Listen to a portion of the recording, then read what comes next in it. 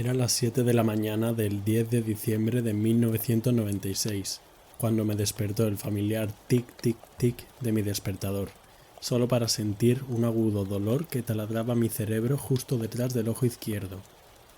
Al rodar fuera de mi cálida cama, salí tambaleante al mundo con la pesadez de un soldado herido. Bajé la persiana e inmediatamente sentí que una fuerte e insólita sensación de disociación se apoderaba de mí. Aunque mis pensamientos parecían lúcidos, mi cuerpo se sentía extraño. Me sentí extrañamente desligada de mis funciones cognitivas normales. Al andar me percaté de que mis movimientos no eran fluidos. Mis andares no tenían gracia y mi equilibrio era defectuoso. Mi cuerpo estaba inestable, se sentía pesado y le costaba mucho moverse. ¿Qué estoy intentando hacer? Vestirme para ir a trabajar. Me estoy vistiendo para ir a trabajar. Dando zancadas por mi piso pensé, voy a trabajar. ¿Sé cómo se llega al trabajo? ¿Puedo conducir? Mientras visualizaba el camino perdí de repente el equilibrio, cuando el brazo derecho cayó completamente paralizado contra el costado. En aquel momento lo supe. Dios mío, estoy teniendo un ictus. Sentí un extraño regocijo cuando comprendí que aquella inesperada peregrinación a las intrincadas funciones de mi cerebro tenían una base y una explicación fisiológicas. No dejaba de pensar, caramba, ¿cuántos científicos han tenido la oportunidad de estudiar el funcionamiento y el deterioro mental de su propio cerebro desde dentro? Este es un fragmento del libro Un ataque de lucidez, de la neurocientífica Jill Bolte Taylor, en el que reflexiona acerca del ictus que ella misma sufrió con 34 años y del que además ha tardado bastantes años en recuperarse. Ciertamente es un libro súper interesante que os recomiendo un montón, ya que seguramente sea la primera vez que una neurocientífica, una experta en el cerebro, habla en primera persona sobre una patología de este tipo, sobre los ictus. En nuestra web, entiendetusalud.es, tenemos una reseña hablando de este libro por si a alguno le interesa visitarlo y tiene curiosidad en saber más. Ya os podéis imaginar de qué vamos a hablar en este episodio. Hoy trataremos el tema de los ictus.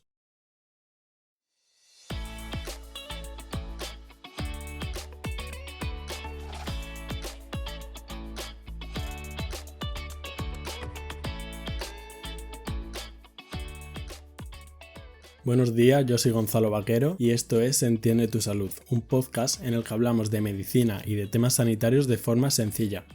Recordad que me podéis encontrar en la web entiendetusalud.es y en las redes sociales @entiendetusalud. Vamos a iniciar entendiendo primero qué es un ictus para después tratar de abordar qué síntomas son los más frecuentes, el pronóstico y qué hacer ante esta situación. ¿Qué es un ictus? Pues un ictus no es más que la alteración de las estructuras cerebrales de nuestro cerebro por un trastorno circulatorio, es decir, de nuestros vasos sanguíneos, que bien puede ser permanente o transitorio. Sería lo equivalente a un infarto de corazón, pero en este caso en el cerebro. Esta alteración bien puede ser porque un vaso se cierre, se ocluya, es decir, que dé isquemia, o porque un vaso se rompa y dé una hemorragia, saliendo sangre. En cualquier caso, se quedaría una parte del cerebro sin riego sanguíneo. El conjunto de todas estas alteraciones, tanto el infarto como la hemorragia, son de un inicio brusco, son agudas y cursa con un déficit neurológico dependiendo de la zona en que afecte, es decir, como hay muchas arterias en el cerebro, según si se afecta una u otra, dará unos síntomas u otros. El término ictus procede del latín y literalmente significa golpe o ataque, por el carácter de que es brusco, de que es agudo, y su correspondencia anglosajona en inglés se dice stroke, que tiene el significado idéntico. Ambos expresan lo mismo y describen el carácter brusco y súbito de todo el proceso. Dentro de ictus incluiríamos todos los procesos que podemos encontrar y escuchar como infarto cerebral, derrame cerebral o apoplejía. Todos estos están dentro del concepto de ictus. que es un fallo neurológico por una alteración vascular. Vamos a conocer algunos datos de esta enfermedad. Los ictus son tremendamente frecuentes en la población y de hecho son la primera causa de discapacidad en el adulto, sin contar los accidentes de tráfico. No solo esto, sino que además son la segunda causa de muerte en todo el mundo. Incluso son algo más frecuentes en mujeres que en hombres. Se calcula que aproximadamente 1 de cada 6 adultos sufrirán un ictus a lo largo de toda la vida. Es una patología además que está muy ligada a la edad. 3 de cada 4 ictus, el 75%, ocurren en personas mayores de 75 años. También pueden ocurrir en personas jóvenes o más jóvenes de 75 años, pero eso es raro y suele deberse a problemas congénitos, como es el caso, por ejemplo, de la neurocientífica Jill Bolte Taylor, que veíamos antes, que le dio el ictus con solo 34 años de edad, y era por esto, por una enfermedad congénita. Aunque a veces la causa del ictus no se sabe realmente, sí se sabe bien algunos factores de riesgo que es importante tener en cuenta. Aquí se incluye la hipertensión arterial, el tabaco, el tener la glucosa alta en sangre, es decir, el azúcar, y también el colesterol alto. Dentro de todos estos, el más relevante es la hipertensión, la tensión arterial. En definitiva, todos estos serían factores de riesgo que de un modo u otro pueden dañar a los vasos sanguíneos. Gran parte de estos factores de riesgo son modificables y tienen mucho que ver con nuestro estilo de vida. Otros factores, como la edad o el sexo, sin embargo, no son modificables, pero sí tenemos en nuestra mano el controlar de una cierta medida la tensión arterial, el tabaco, la glucosa y el colesterol. Conocemos dos tipos de ictus principalmente: el ictus isquémico, es decir, por la oclusión de un vaso, y el ictus hemorrágico. El más frecuente es el ictus isquémico, que ocurre en el 85% de las veces aproximadamente. Esto ocasiona que no le llegue sangre a una zona cerebral porque un vaso se ha cerrado. Y lo más frecuente es que sea a causa de un trombo que ha viajado por todos nuestros vasos sanguíneos y ha terminado en el cerebro. Y como hemos dicho, los síntomas que puede dar un ictus son muy variados porque depende de a qué vaso sanguíneo ocluya. En segundo lugar está el ictus hemorrágico, que ocurre del 20 al 25% de las veces, y en este caso deja a una zona del cerebro sin irrigar, no porque se cierre un vaso, sino porque se rompe. Además, dentro del concepto de ictus se incluyen tanto alteraciones transitorias de falta de sangre como alteraciones permanentes. Los transitorios son los que duran menos de 24 horas y normalmente sus síntomas duran menos de 1 hora, pero aún así son una urgencia médica porque predisponen de alguna manera a que se ocasione un ictus permanente. Vamos con la parte importante. ¿Qué síntomas da un ictus?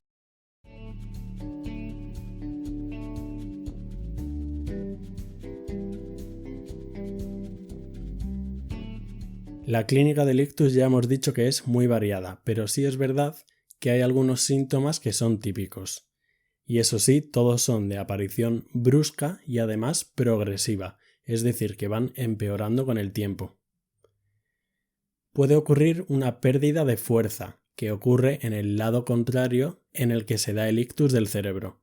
Al dañarse una zona del cerebro y quedarse sin riego sanguíneo, puede provocar que una parte del cuerpo, que bien puede ser una pierna, un brazo, las dos, se quede totalmente sin fuerza o parcialmente sin fuerza.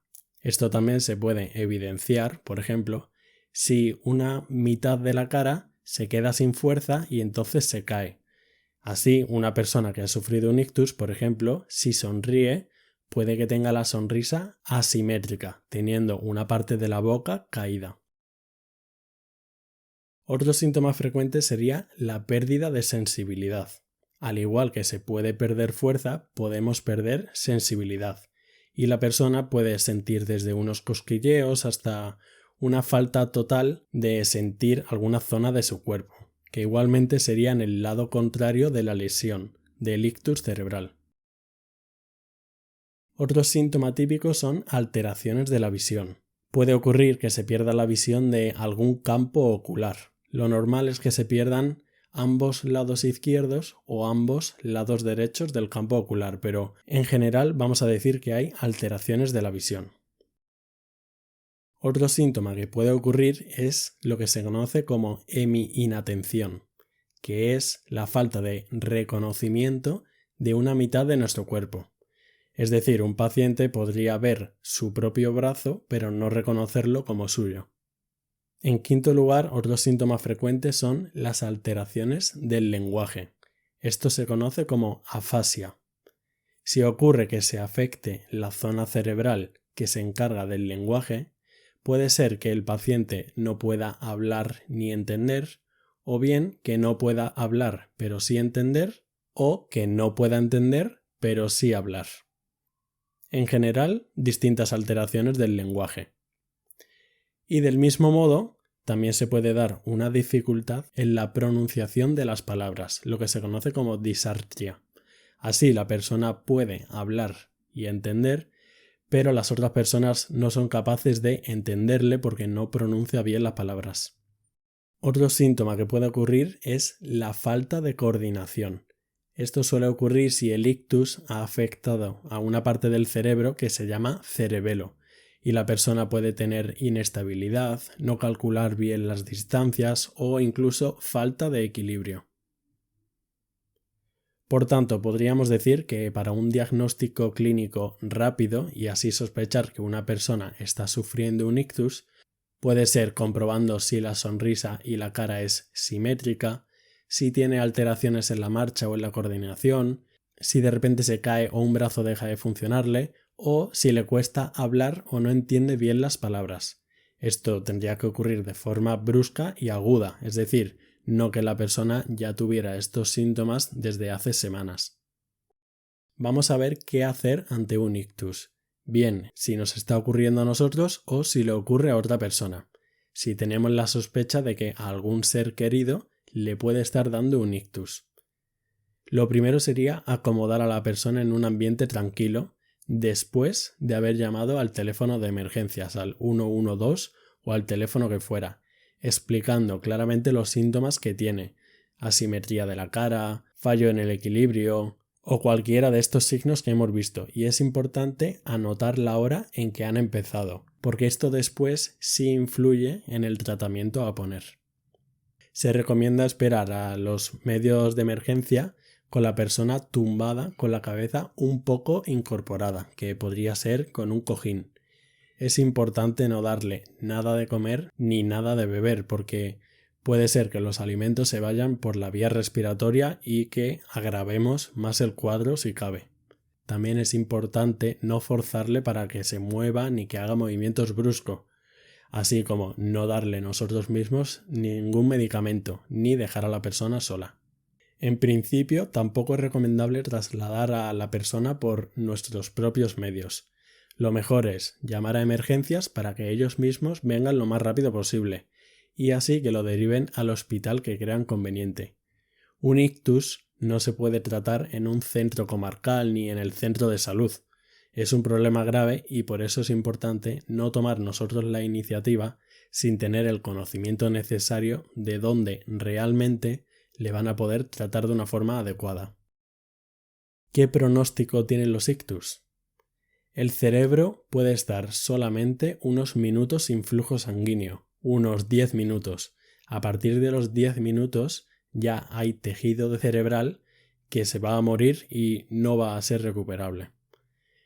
Los ictus se consolidan en pocas horas, que evolucionan en semanas y además es frecuente que dejen alguna lesión residual y en un porcentaje bastante alto que dejen secuelas. Normalmente cuando ocurre un ictus hay una zona del cerebro que está infartada y por lo tanto será irrecuperable. Pero por otro lado suele existir una zona alrededor de la zona muerta que se llama zona de penumbra y esta sí es potencialmente recuperable si se actúa rápido. Por esto la importancia de poner un tratamiento lo más veloz posible. El objetivo del tratamiento será evidentemente, hacerle llegar la sangre a la zona cerebral que ha dejado de recibirla, y por esto es importante saber qué tipo de ictus ha sufrido la paciente. Por tanto, el pronóstico de un ictus va a depender en gran medida de que la atención médica sea lo más rápido posible y así podamos recuperar las zonas de penumbra. Ciertamente, cómo evolucione después es bastante incierto, pero lo que sí está claro es que es un proceso que va a necesitar años de trabajo y muchísimo aprendizaje, tanto por el paciente como por las personas cercanas, y que del mismo modo va a necesitar muchísimo apoyo por parte de su entorno. Una persona que ha sufrido un ictus puede que vuelva a recuperar todas las funciones, o mejor dicho, aprenderlas de nuevo, pero no nos podemos engañar que es un fenómeno que no deja de ser grave. Ya entendiendo de modo general lo que son los ictus, vamos a hacer una pequeña conclusión.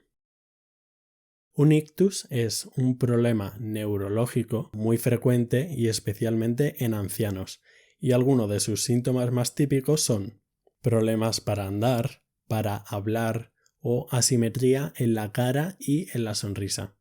Además, el pronóstico del mismo dependen en gran medida de la velocidad diagnóstica y del tiempo que se tarde en poner un tratamiento adecuado.